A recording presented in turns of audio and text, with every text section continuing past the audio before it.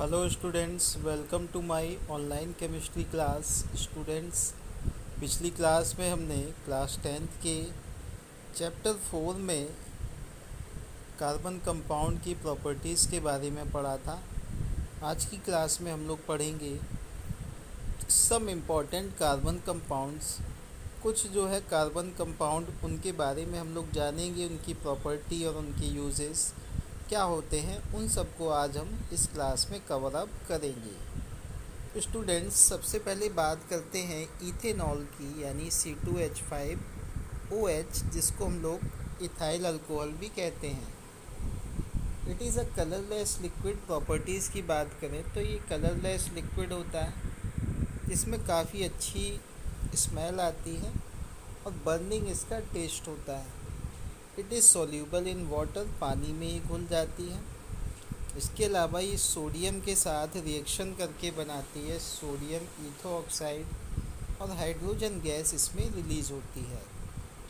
इसके अलावा जब इसकी रिएक्शन कंसनट्रेटेड H2SO4 के साथ कराई जाती है तो ये बन जाता है आपका C2H4 और H2O। तो अब हम इनकी यूजेस की बात अगर करें तो ethanol is used for making alcoholic drinks. ये जो आपकी विस्की वगैरह है, इनको बनाने के लिए इथेनॉल का यूज़ किया जाता है। इसके अलावा एज ए सॉल्वेंट इसका इस्तेमाल करते हैं हम लोग। साथ ही साथ जो दवाइयाँ बनाई जाती हैं, जैसे टिंचर है, आयोडीन, कफ सिरप, इनमें भी अल्कोहल यानी कि इथेनॉल आपका मिलाया जाता है। आई होप आपको ये टॉपिक समझ में आया होगा। अब हम बात करते हैं दूसरे कंपाउंड की, जो कि आपका है इथेनोइक एसिड। इसका फॉर्मूला है CH3COOH।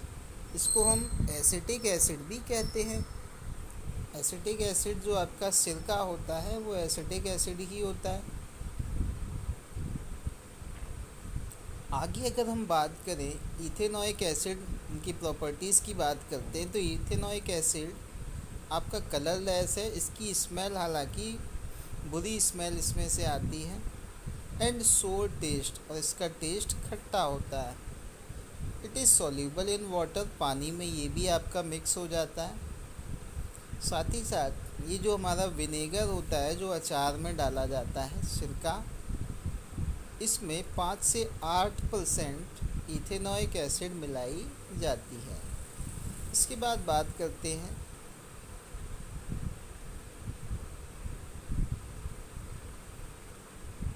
इथेनोइक एसिड की। Ethanoic acid react with ethanol, ethanol के साथ ही रिएक्शन करके ईस्टर इथाइल इथेनोइड बनाता है in the presence of H2SO4। इसकी प्रेजेंस पे ये आपका ईस्टर्स बनाता है, साथ ही साथ वाटर इसमें से रिलीज होता है। इस प्रोसेस को हम कहते हैं स्टेरिफिकेशन।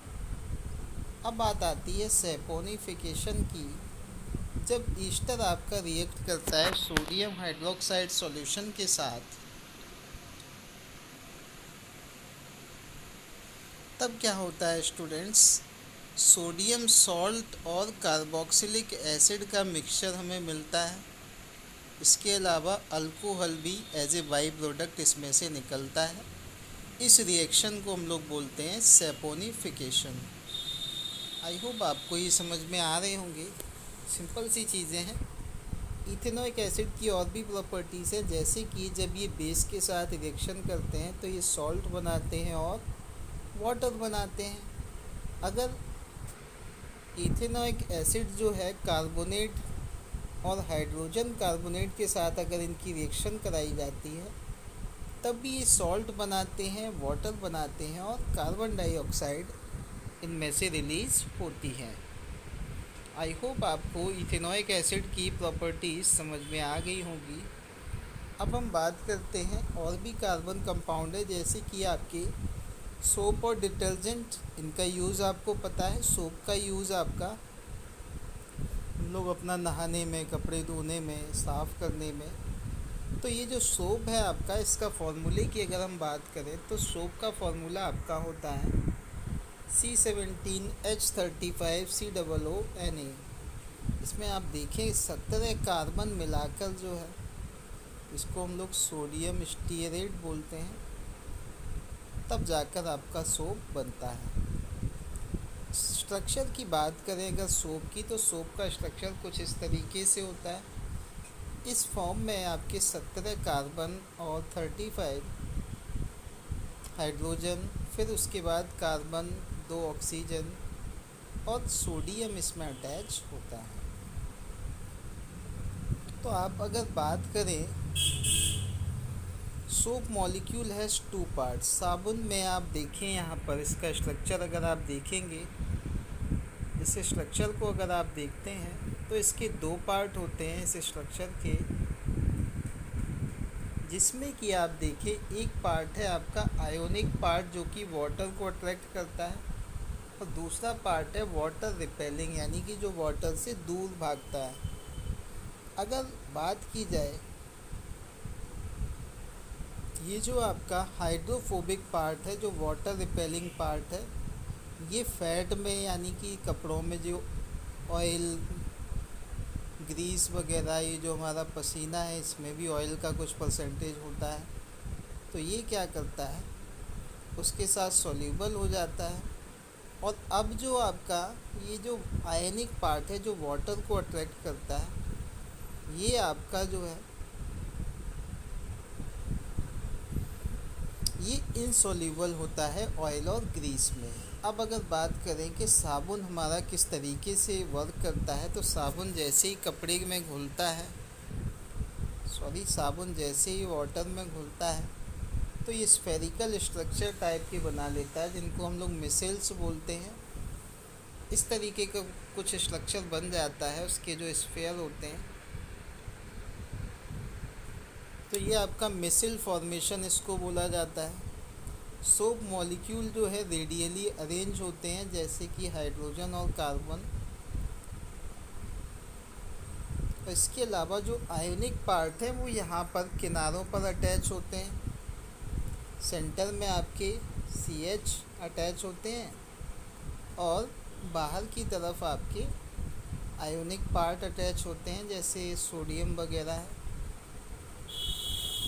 ये जो HC पार्ट है, अंदर वाला जो सेंट्रल पार्ट है, ये गंदगी को डिज़ोल्व करता है, ऑयल और ग्रीस को डिज़ोल्व करता है, एंड फॉर्म इमल्सन। फिर इसमें से क्या बनता है, झाग बनता है, जिसको हम आसानी से पानी से धो सकते हैं। इस तरीके से हमारे कपड़े साबुन से साफ़ हो जाते हैं। आई होप आपको सोप का फंक्शन समझ में आया होगा, किस तरीके से साबुन आपके कपड़ों को साफ़ करता है। तो आप देख रहे हैं यहाँ पर सोप का जो स्ट्रक्चर है, आपने देखा एक स्फेरिकल स्ट्रक्चर है, जिसमें Na जो है आयनिक पार्ट है वो किनारों पर लगा रहता है, सेंटर में आपका CH वाला पार्ट रहता है, कार्बन और हाइड्रोजन का। इसके बाद क्या होता है, ये जो सोप मॉलिक्यूल्स हैं ये डर्ट पार्टिकल्स को अपने अंदर यहाँ पर फंसा लेते हैं।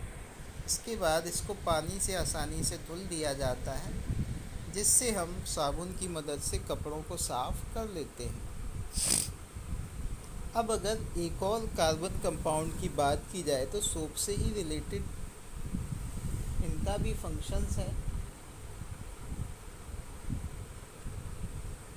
Detergent are long chain sodium salt of sulphonic acid. Detergent जो है सल्फोनिक एसिड की लॉन्ग चेन होते हैं, यानी कि कई सारे सल्फोनिक एसिड मिलकर जो है आपका डिटर्जेंट बनता है। Soap do not wash well. Hard water में साबुन अच्छे से सफाई नहीं कर पाता है, लेकिन डिटर्जेंट जो होता है वो आपका हार्ड वाटर में आसानी से जो है सफाई कर सकता है कपड़ों की, क्योंकि इनसॉल्यूबल प्रेसिपिटेट कैल्शियम और मैग्नीशियम का नहीं बनाता है। इसलिए आपका डिटर्जेंट की बात की जाए तो डिटर्जेंट कपड़ों को बेहतर तरीके से साफ़ कर सकता है। अब सोप और डिटर्जेंट के बीच में डिफरेंस हम यहाँ पर जान लेते हैं। Soaps are sodium salt of fatty acid. Soap जो है आपके फैटी एसिड के सोडियम सॉल्ट हैं।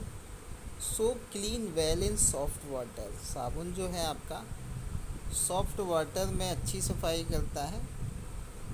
हार्ड वाटर में साबुन आपका अच्छे से झाग वगैरह नहीं देता है, यानी कि सफाई अच्छे से नहीं कर पाता। डिटर्जेंट जितनी सफाई सोप में नहीं होती है। Soap are biodegradable and do not cause pollution. Soap आपका बायोडिग्रेडेबल है, इससे पॉल्यूशन नहीं होता। लेकिन डिटर्जेंट की बात करें तो डिटर्जेंट आपका सोडियम सॉल्ट है, जो कि सल्फोनिक एसिड से मिलकर बनता है। डिटर्जेंट जो है हार्ड और सॉफ्ट वाटर दोनों में ही अच्छे से सफाई करता है। डिटर्जेंट सोप से ज़्यादा बेहतर होता है सफाई के मामले में। सम डिटर्जेंट आर नॉन बायोडिग्रेडेबल। कुछ ऐसे डिटर्जेंट हैं जो कि नॉन बायोडिग्रेडेबल हैं, यानी कि नष्ट नहीं होते हैं। इसकी वजह से पॉल्यूशन हो सकता है। आई होप आपको ये चीज़ें यहाँ पर समझ में आई होगी। अब हम आगे चलते हैं, फॉसिल फ्यूल की बात करते हैं। ये भी कार्बन से ही बनते हैं, जैसा कि मैंने स्टार्टिंग में बताया था इस चैप्टर की बिगनिंग में, कि जितने भी आपके फॉसिल फ्यूल हैं,